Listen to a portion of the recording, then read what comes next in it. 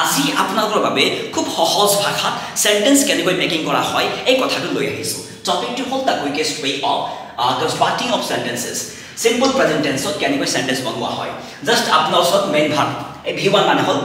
main verb হ'ব লাগিব তাৰ পিছত সাবজেক্টবোৰ I we you they নতুবা প্লুৰাল নাউন বহুবচন নাম হে থাকিব লাগিব বা এইবিলাকে হ'ব সাবজেক্টটো দেই এই গুণ কৰা মানে হ'ল সাবজেক্ট এই গুণ কৰা মানে হ'ল অবজেক্ট এটা পজিটিভ অ্যাসার্টিভ সেন্টেন্সটো কেনেকৈ বনে অকল v1 লগাই চাবচোন I swim in the river v1 swim লগালো বাকিখিনি সাবজেক্ট অবজেক্ট থাকিল ইমান সহজ দেখা পাইছেনে এইটো গুণ কৰাত আছিল এইটো গুণ কৰাত আছিল ঠিক তেনেকৈ নেগেটিভ অ্যাসাৰ্টিভত কেনেকৈ সিম্পল প্ৰেজেন্ট টেন্স সেন্টেন্স বনে চাবচোন নেগেটিভ অ্যাসাৰ্টিভ খালি